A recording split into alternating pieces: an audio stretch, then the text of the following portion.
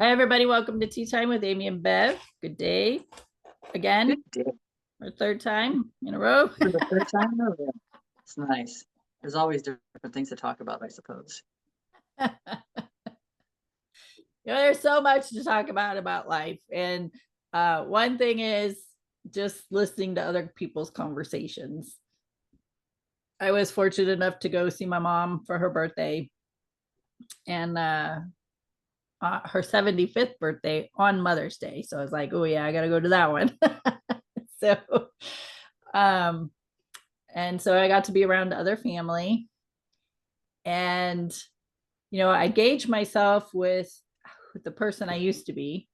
I'm super proud of myself where I'm at and excited of where I'm going. But when I'm listening to other people's conversations, especially when you're in a tight knit area and you're with them for hours and hours, whew, can tell what resonates, what doesn't resonate. Arguing for their limitations. Yeah, but offering up information that could be beneficial for changing what what they don't like, and looking at you like you have three heads. They can't hear me what I'm saying. um Man, sometimes for me, just being in a space like that for a good amount of time really makes me do some self-reflection. And then when I come back into my own environment, my own whatever comfort zone, my own life, uh, I've noticed a shift in myself because I was around, because it was heavy. It's like complaining and negative energy and um, just a lot of, I would say, just mainly the main focus was a lot of complaining. And I'm like, my head was spinning. I just had enough. So when it would start, I would just leave the room, go outside, do something to remove myself from the space. And I was like, okay, if I'm feeling like this about their conversation, then I want to be mindful about the conversations I'm having when I'm in the presence of other people. And so just gives me a self check, right? Just to check in to say, how have you been showing up, sister? Yeah. Sometimes I don't like the answer I give myself. So, It's funny. Esther Hicks, I remember hearing a story about her. She was giving the story and she talked about sitting at the table. I don't know if they were at a restaurant. I'm pretty sure they were at a restaurant. And then they'd come out there and they'd start talking about something that she just wasn't resonating with. And it was just kind of similar to what you're saying. And so she'd get up, she's like, I'm going to go to the restroom. And she'd go to the restroom and take her time. And she'd come back and they'd be still talking. And she's like, I'm going to go over here and she'd go do whatever. My mind had to process that because it's like, are we in avoidance? Are we, what are we doing when we're doing that? But it's like on the other side, we can't, it's like being in a problem and then trying to find solutions, but you're too focused on the problem. And so there is no solutions when you're focused on the problem. There really isn't. You've slammed the door, you've cut yourself off from the flow. All these things have happened during that moment, in that exact moment. And so it's like it is to honor self. It is to have those healthy boundaries and know that because we only need to separate ourselves from that if we can't maintain our own vibrational frequency, right? And I'm not saying anything about that besides I can't sometimes maintain my vibrational frequency. It doesn't matter if it's around family or friends, or sometimes it's heavy like that. And the only thing that I would do the same is walk out. Then I could go set my intentions, or I could do my intentions ahead of time. Like, man, this is going to flow so smoothly today. We're going to get along so great. We're going to do all these things. But I don't always do that. I don't always do that. Am I running around? Do I not have enough time for myself?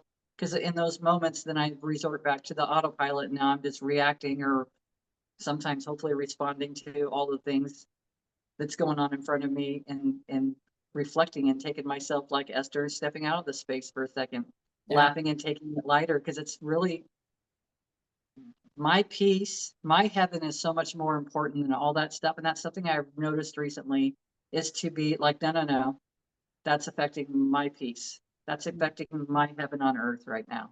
I yeah, don't have to stay in that space because that doesn't That's not bringing me joy, and it's not bringing me passion. It's not helping. It's not filling me up. It's not filling my joy cup up. It's not happening. Yeah.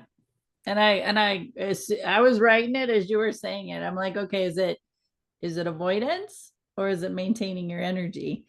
And I was looking at it as maintaining her energy because she Yeah. knows through her teachings, her own teachings, that um, when you're in that space of heavy energy or complaining or anger or all the stuff, that that's like our main emotion, is our main point of attraction.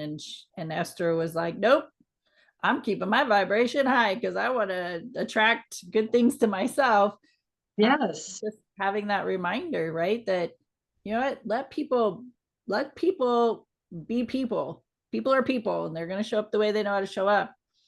But if I have the information and knowledge and awareness that that's what's going to contribute, if I give my emotional state into their drama, into their sadness, into their depression, or whatever it is, I got that choice. Do I want to stay in this energy or do I want to go keep my vibration a little higher? Now, did I stay? Yeah, I stayed because I knew I could offer up some information that would be beneficial.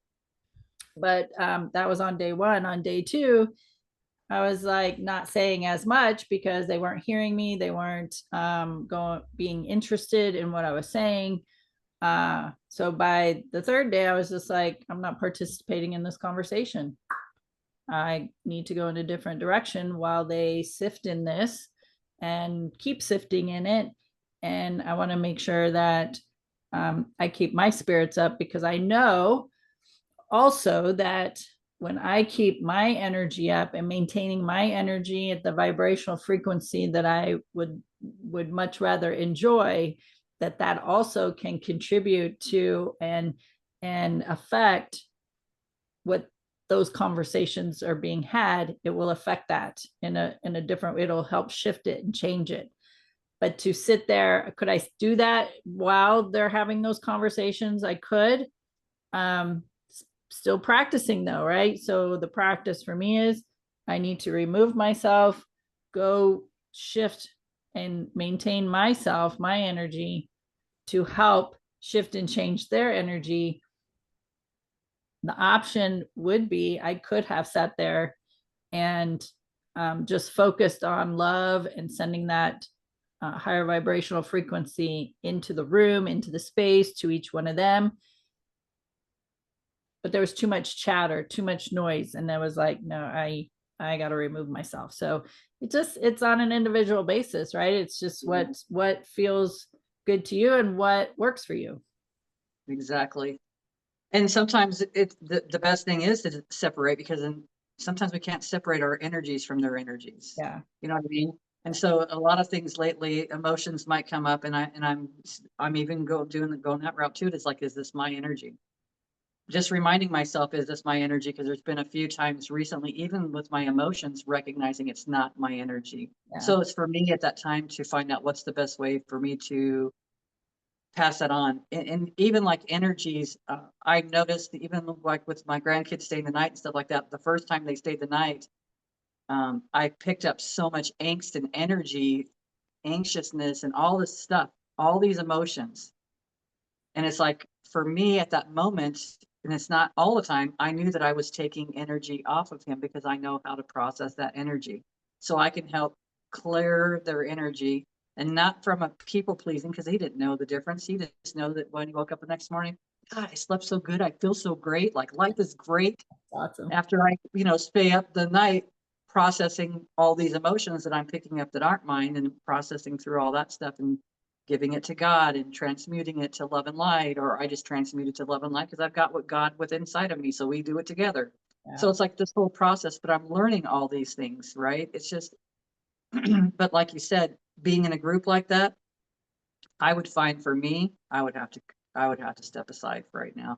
I don't think that I'm in that space to always, if I'm in the mindset to be a high vibing, but I know at some point there's a possibility that I may have to, okay, I'll be back. I'm going to go to the bathroom and then I'll come back in after I've refreshed, however that looks. Maybe it's walking to the bathroom and it's washing the water up your arms or just clearing the energy that way. Or, there's just so many different ways and people just have to find what works best for them.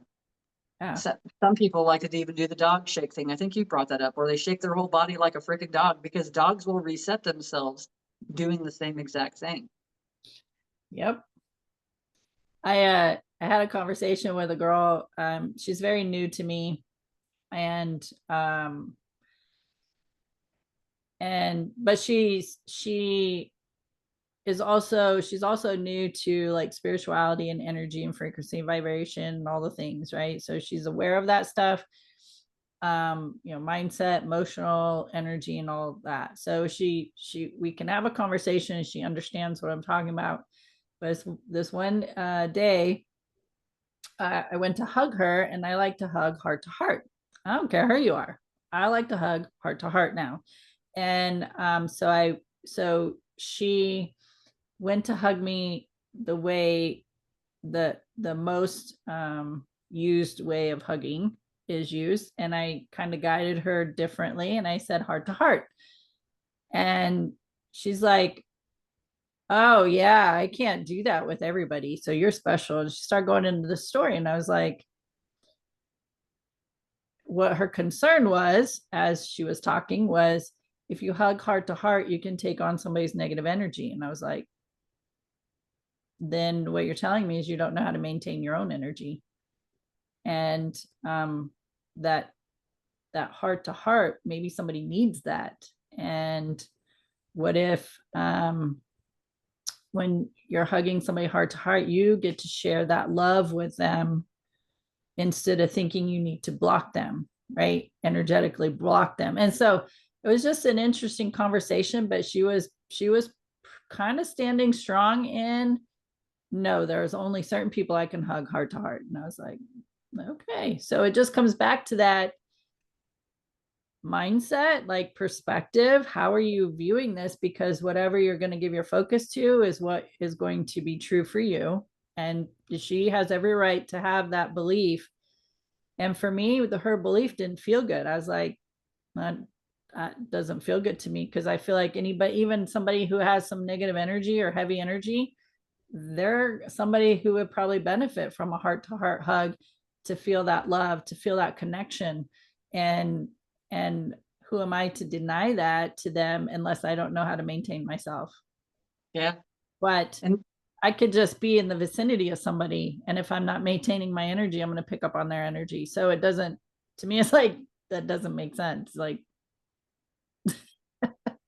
and even if you do, maybe you're a person that transmutes things. And yeah, so then it's to be in the question, to be in that space of, okay, I feel this I feel this energy on me. How can I transmute it for the person? Because they yep, don't know how, they can't deal with their emotions. Maybe you took a little bit of their pain away. right, Maybe you took a little bit of their sadness away. It's like, not that it's our job, but I feel like when we pick up on stuff, instead of being like, ooh, you got your cooties on me, it's like, no, how can I handle your cooties? Well, I can give your cooties lots of love and light, and then I can send it right back to you. yeah, We don't have to keep it. Maybe that little nugget's going to help that person through the rest of that day and maybe move them past some emotional decisions they might have made prior to that without having that yeah, connection. yeah. So And energy, then holding back, and I understand boundaries because we have boundaries in place because we can't manage the energy. So the boundaries are there for our own safety, right? Until that person gets past that emotional, those feelings of having to block. But when someone hugs you and they're feeling like they got to block things, that can be, we can feel that when we're giving that person a hug too. It's a block, but recognizing that it's not ours. And so there's just so many different things when you don't know that and you're giving someone that's a hug that's blocked. It's like that something doesn't feel right. Then you start deciphering, did I do something wrong? There's something, you can start going through a whole process of on the other side of it, but it's not even necessary. It's yeah, just recognizing, is this my energy? And then for me, because I've done it, it's happened a few times. So I do believe that it's because because I can transmute it. I have an awareness of it, that I have that energy and I can transmute it. I can do something with it yeah, because I've been around people that can't.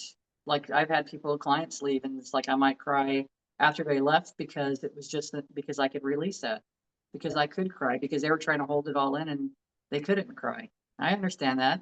I had to protect myself for many years and I felt like I couldn't cry in front of people. So it's like someone could have been doing the same thing for me this whole time and I never even knew. They Yeah. could give me the hug and walk away and process that and then send me prayers. Yeah. Energy is a big deal. It's huge. It's everything. It's I'm like, sitting outside last night and I'm seeing I'm like, is it raining? It's not raining. I get up and I walk out because it was like there was still light and it was getting, the sun was going down, but it's like I could see it looked like there was rain coming down and it wasn't. I went out, there was no rain, so I'm watching it and I'm watching energy. But then I thought, aren't we always watching energy? I'm watching energy right now. I can see myself in the mirror. I'm watching energy. I'm looking at outside and I see all the desert and stuff. I'm watching energy. It's all the same thing. It's yeah, just, it's all interchangeable. But it's like recognizing that it's just energy. But I could see the energy going down almost as if it was raining down. Then I could see it going sideways. I could see it doing all kinds of different stuff. And I thought, I wonder if this just came up last night. So I don't know if this is I've seen it with my eyes closed. If I can be out in the sun and closing my eyes and letting the sun just hit the face, if I just sit there, I can start noticing there's a flow. I can see the flow coming towards me. I can see it going outside of me. And so then I start paying attention. Where are my thoughts? Am I receiving information? So I go through this whole journey, but that's what I was noticing last night. And I thought, this is cool. So then I come in the house and I start looking around. Can I see it inside the house? And I start seeing that kind of movement around the house. So it's like the flow. I had a friend a long time ago. She's a massage therapist. She told me that she could see energy. She could be in a restaurant and there could be a couple sitting there. The man could be whatever, the man or the woman could have their attention directed onto something else, whatever that something else is. And she could see where the energy was going from that person to that person or to that artwork or whatever, and to this person. Like she could see all of that. And yeah, I'm starting to recognize we can there's so much more things that we can do, but without all the stuff, this is video 3, without all the stuff that's happened in my life recently, I wouldn't have slowed down enough to notice it. yeah, It's always been there. yeah. So it's just, so that part is fun. And everything It's about all it is fun. energy. And the other thing about it is too is you might see energy different than I see energy because we're in a Yeah. different place with ourselves. Simply just that you might even see your shirt might look blue to you and someone else might say it looks like it's a deep purple, or not saying that it does in any way, shape, or form, but I'm just saying I always thought everyone saw things exactly the same. Like we saw the same colors, it's not even true. Right. Right. And so it's just, I would say a couple considerations to that. One, how physically and actually my eyes operate. And two, how I resonate with the energy around me is how I'm going to see it. So we could each look at a landscape, even, and I'm going to see something different than you, Yeah. and vice versa. Right. And so if we are two people of billions, all of us are in that same predicament. Like we're all seeing things. And you're not only, now when you think about that, then you go, okay, if everything's energy and then I'm a witness to something, or if there's 10 of us that are witnesses, then no reason there's makes sense that there would be 10 different stories on how it was perceived. So um yeah, it's so to me is so fascinating when you really start thinking about the intricacies of all of it. So yeah. It is exciting. I remember because I used to work in the jail environment, so I worked as a detention officer for a while. I remember us going through training, and it's like they would say, and it's the same thing you just said. There could be 10 people at a accident site, and everybody's going to have a different story because we have a different filtration system. Each one of us have grown up differently. Yep. You could take a twins probably from the same family and take them, and they're going to see their parents probably different, or they're going to see some of their experiences different than the other person. Because that's the uniqueness. That's the part of the experience that we get to come here and feel separate and not also connected, and then find our ways back into connection. Yeah. And I like the word you use, the filtration system. Our filtering system is what allows us to see what we see, or observe what we observe, or witness what we witness, how we process it, because of our own filtering system. And now that goes into your history, your traumas and dramas, your emotional state, your mental state, your mindset, the energy, how you're resonating with the vibrational frequency of what's happening. So yeah, we all of us have a filtering system that we're processing through, which means all of us as an individual are processing things differently. We might have similar experiences, but we're going to process it different. And so that's why I feel like it's important when Bev and I come in here and we have these conversations to share with you that we're two people of billions that are sharing how we're having these experiences, how we're perceiving them, and what we're doing as we move through them, especially if they're heavy experiences. So that's why Bev and I, another reason, it's also our own therapy sessions, but yeah, there's that.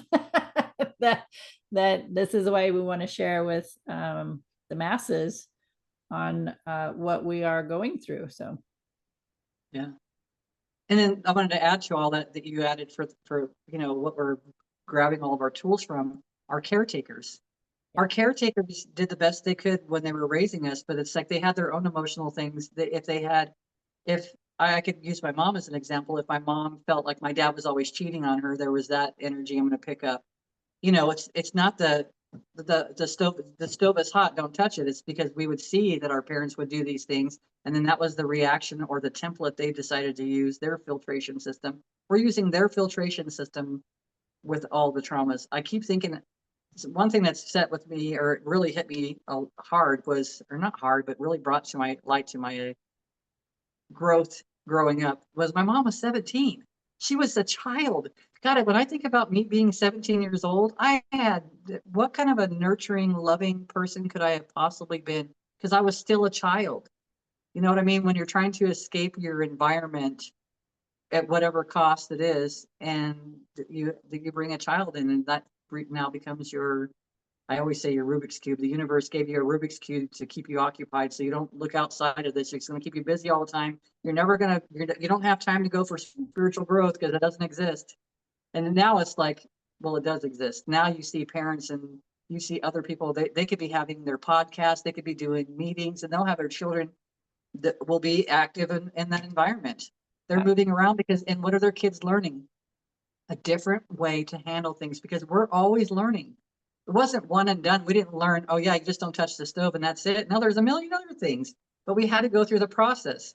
I even watch my youngest daughters with her youngest son, and like telling him things. And it's like she'll tell him like, that's hot. And he'll walk over and put his hand right on it because he wants to know what you're saying is hot. What's hitting my mind right now is maybe he's not going to be the person that's going to follow along with all that stuff. And he's going to have to, like you said, that I'm not going to put this into my bag of tricks right here for the rest of my life just because you said it. I'm going to have to go over here and explore it. right. And so there's so much learning that happens with kids around us. It really does. It helps us to really become in the now, really present, which is awesome because that's all we have. And by doing that, they're learning to question it instead of just believing it. So that's going to be a very valuable tool as they get older. So yeah, because they come back to the energy. They come through on that same energy as maybe your parents. Maybe your parents were in a space of fear. Now you're listening to someone else is in a space of fear that's guiding you from a space of fear. And you're like, oh yeah, we got to do all this stuff instead of exploring outside of that. Or I would say, turn off the TV or turn off the volume and then watch it again and notice things are a lot different than you thought they were when you first started watching it. yeah. Just like watching the animal stuff with the sad song on there, just to really get you. I could cry during some of those commercials, but if you stop and just look at it, I mean, if you look at it from a different perspective, look at all those amazing animals. And if they do get euthanized, well, then they just got set free so they can jump into another body. Maybe they're going to go into a home and that family's going to learn lots of love because of that animal. So it's just different perspectives, right? It's just different ways of looking at all of it and not from a victim standpoint. Yep.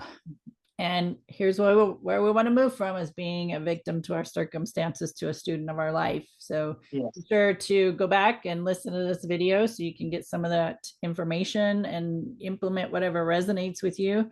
And practice, practice, practice, because I will guarantee you one thing: life gives us plenty of opportunity to practice the tools that we learn. And it's just remembering to tap into those tools. So we appreciate you watching Tea Time with Amy and Bev, and know that you can have these conversations with other people, share the information, the content, be resourceful.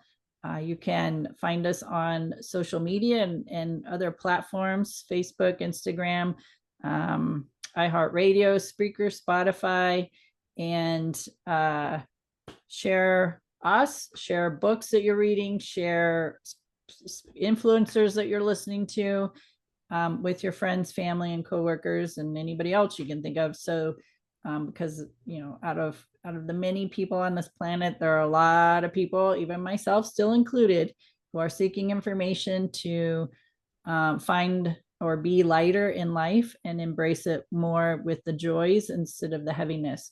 Do you have any final words, Bev? Be the best version of yourself. Keep practicing. It's always an opportunity, right? Everything is an opportunity in our lives, really, Every day. every freaking day. All right, friends. Thanks for hanging out with us. Tea Time with Amy and Bev, and we will see you next time. Bye.